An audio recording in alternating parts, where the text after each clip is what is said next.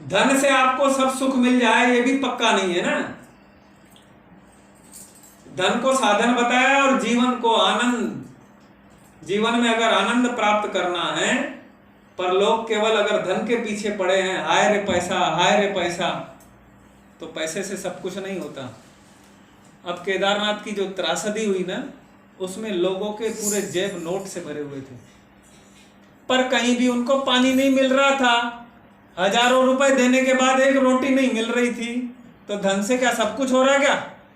धन से आपको सब मिल जाएगा क्या? आपको नहीं मिलेगा। कितने पैसे पड़े हैं लोगों के पास, पर नींद की गोली खाने के बाद भी नींद नहीं आ रही। हाँ, ऐसी भी समस्याएं हैं। तो हर चीज की तुलना जो है वो पैसे से नहीं करना चाहिए। अगर लेकिन लोग, आज का मनुष्य चालाक बन गया। उसको बोलो भगवत गीता का एक रोज पाठ करो, कृष्ण नाम का जाप करो, दुर्गा का, माता का जाप करो, तो वो बोलता है क्या मिलता, इससे क्या मिलेगा, इससे क्या मिलेगा।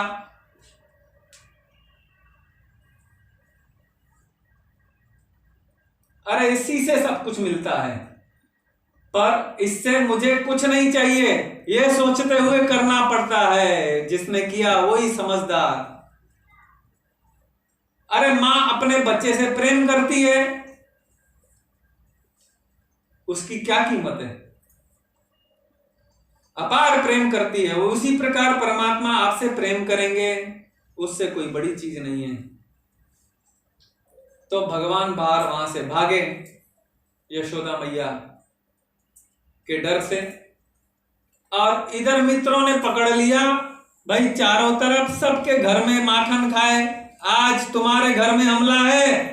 अरे बोले आज एक कांड तो पहले ही करके आया हूं, अभी एक ही दिंगाना करके अभी आ रहा हूं डर के। नहीं बोले चालाकी तेरी चलेगी नहीं, बोले कन्हैया तू बहुत चालाक है। अब उनने बोला ये इनकी जो है पूरी तैयारी से आए हैं। बोले ठीक है, अभी एक काम करो, अभी नहीं चलते हैं, अभी बड़ा माहौल घर का खराब है, दोपहर में चलते हैं, दोपहर में पक्का, दोपहर में आ जाओ सब लोग, चलेंगे हमारे घर में। बोले रोज कभी मेरे घर में, कभी इसके घर में, सबके घर का माखन खाया, और अपने घर का खिलाने की बारी आई तो बोलता है आज कांड करके आया हूं, ऐसा नहीं चलेगा। बोले चालाकी नहीं होना, आज तो बोले तेरे ही घर में है। ठीक है बोले आज मानेंगे नहीं, पेंदिया ने भी कहा आज मानेंगे नहीं। ठीक है बोले कन्हैया कहता है दोपहर में आ जाओ। सब सखा जमा हुए और कन्हैया ने देखा ठीक है आज अच्छा काम है, माता रोहिणी है नहीं और यशोदा मैया सो रही है। ठीक है, धीरे से इशारा किया, बाहर कन्हैया के मित्र को, पेंदिया को, बोले तू दरवाजे पर खड़े रहे और अच्छे से ड्यूटी देना।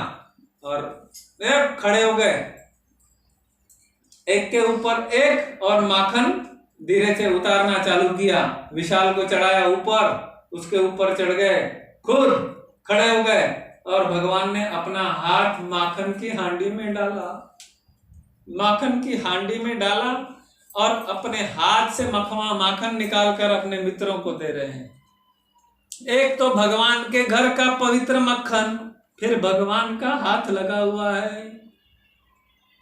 तो जो भगवान को रोज भोग लगा के खाता है ना, उसका घर का भोजन नहीं रहता है, वो सामान्य चीज नहीं रहती है।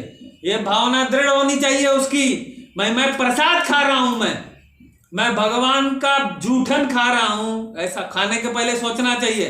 थाली आई और ऐसा भिड़ नहीं जाना, भले भगवान को भोग लगाए तो भी थाली के बाद मंत्र बोलना, सर्व मंगल मांगल्ये शिवे सर्वार्थ साधिके शरण्ये त्र्यंबके गौरी नारायणी नमोस्तुते। भगवान कृपा से आपका भिक्षा, आपका जूठन प्राप्त हुई, उसको आनंद से भरकर धीरे धीरे खाना, जल्दबाजी भी नहीं करना, आराम से खाना, भोजन को आनंद से खाओ। हमारे श्री गुरु महाराज बहुत अल्प आहार लेते हैं, लेकिन वो आराम से खाते हैं, उसको आनंद से लेकर। आज बोले इंसान पूरा दिन भर कमाता तो भोजन के लिए उसको लगता है, पर उसको भोजन खाने के लिए भी उस समय नहीं है, उसके लिए जल्दबाजी करता है।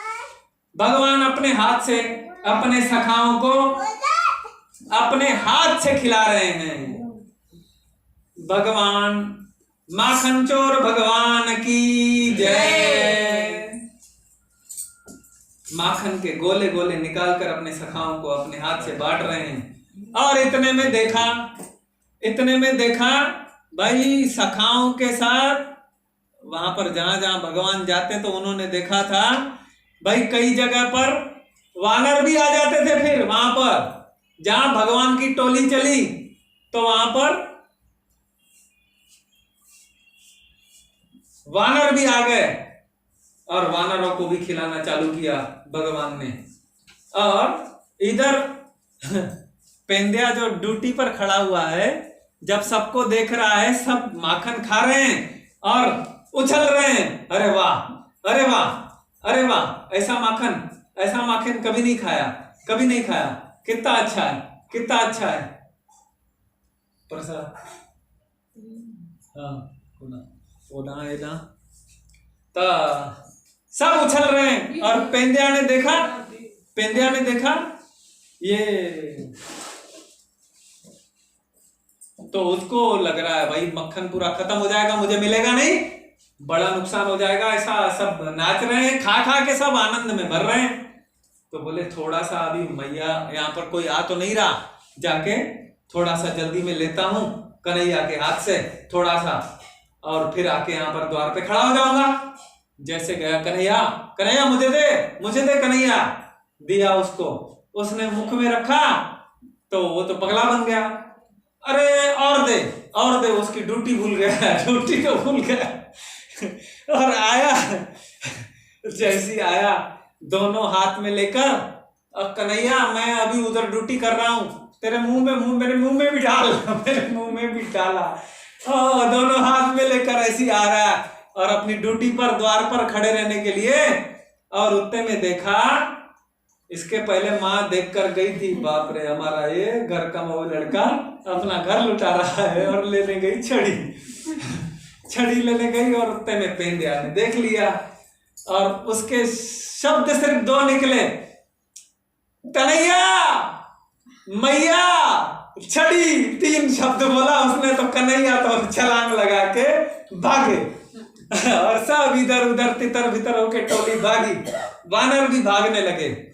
और आज मैया गुस्से में है, गोपाला गोपाला देवकी नंदन गोपाला गोपाला गोपाला। अब इसमें क्या है, पहले तो देखा उसने यशोदा मैया पर इनका थोड़ा शोर हो गया तो मैया जाग गई थी, थोड़ा शोर होना चालू हो गया था इनमें धीरे धीरे। जैसा जैसा माखन खाते थे कन्हैया के घर का तो उछलते थे, कूदते थे, अरे ऐसा माखन हमने कभी नहीं खाया, सब जगह का खाया। तो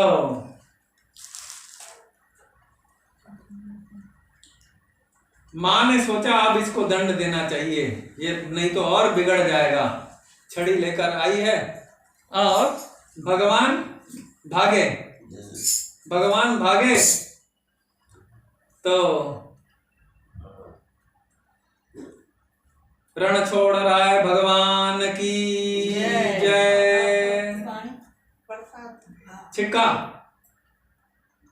अच्छा वो जी जैसा छिक्का पकड़ के नीचे भगवान कूदी लगाए तो छिक्का भी निकल के गिरेगा और पूरा माखन जो है वो विशाल के सर पर गिरा और उसका तो पूरा अभिषेक हो गया। पंचामृत स्नानम समर्पयामि। सब बालक भाग उठे, चिड़ी हुई यशोदा बाहर आई, कन्हैया खड़े रहो,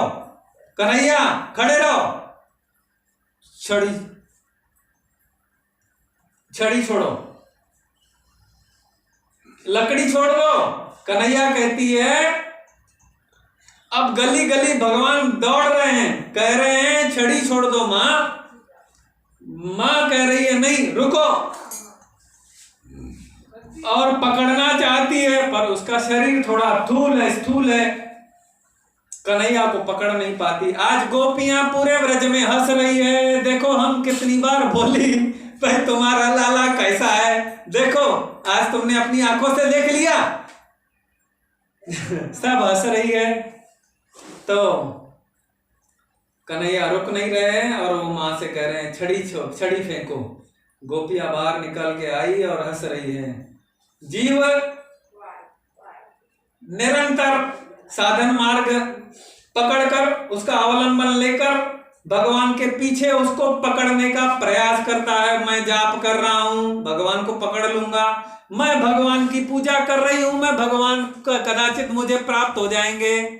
भगवान कहते हैं ये सब करो, पर इसको करने के बाद इसको भूल जाओ, मैं कुछ कर रहा हूं। यानी अहंकार खत्म हो जाना चाहिए तुम्हारे मन में। जाप करने का 10 घंटे जाप करो तो उसका अहंकार नहीं होना चाहिए। संतों ने 20-20 घंटे जाप किया, लेकिन अहंकार नहीं हुआ तो भगवान के दर्शन उनको प्राप्त हुए।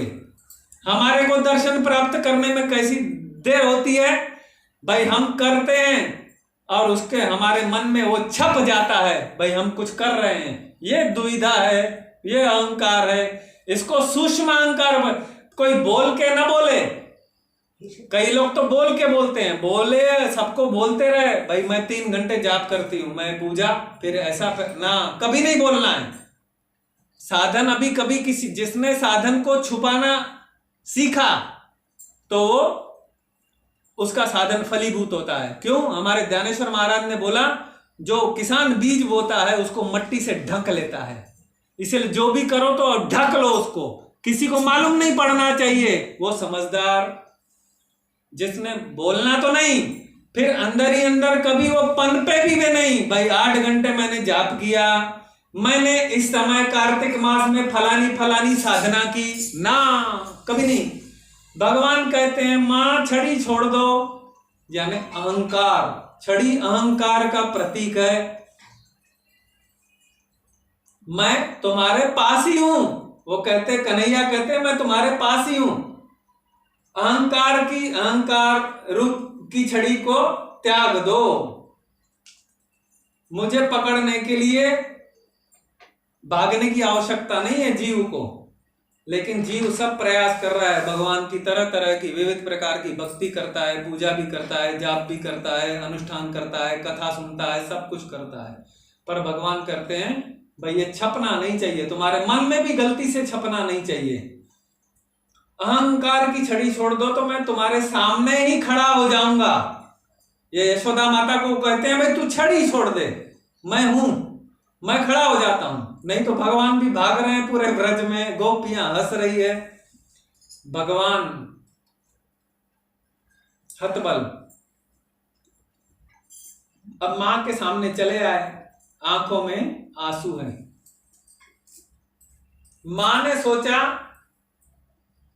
ये डर गया और रो भी रहा है, पर इसको कुछ दंड तो देना पड़ेगा, नहीं तो और बिगड़ जाएगा।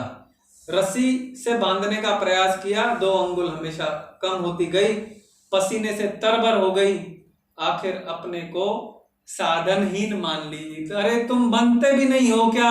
हाँ, जीव साधन करते करते करते करते करते करते जब बहुत करने के बाद भी उसको भगवान की अनुभूति प्राप्त नहीं हुई तो अंततोगत्वा एक बार रो देता है, या भगवान को सच्चे मन से हृदय करता है भगवान तुम ही अब करुणा करके मुझे अपना लो। तो जीव को भगवान अपनी कृपा से, करुणा से अपनाते हैं। जीव में कितनी भी शक्ति नहीं है, कितना भी जाप कर ले, कितनी भी पूजाएं कर ले, पूरी जिंदगी भर सिर्फ पूजाएं करे, साधन करे, तपस्या करे, सब करे, वो भगवान के यहाँ उसकी कोई वैल्यू नहीं है। पहली बात तो वो जो भी हो रहा है वो भगवान की कृपा से ही हो रहा है, ये भी उसको समझना चाहिए। तो भगवान के भीतर करुणा का उदय हुआ, संचार हुआ और गांठ लग गई दामोदर भगवान की जय। गोपाल कृष्ण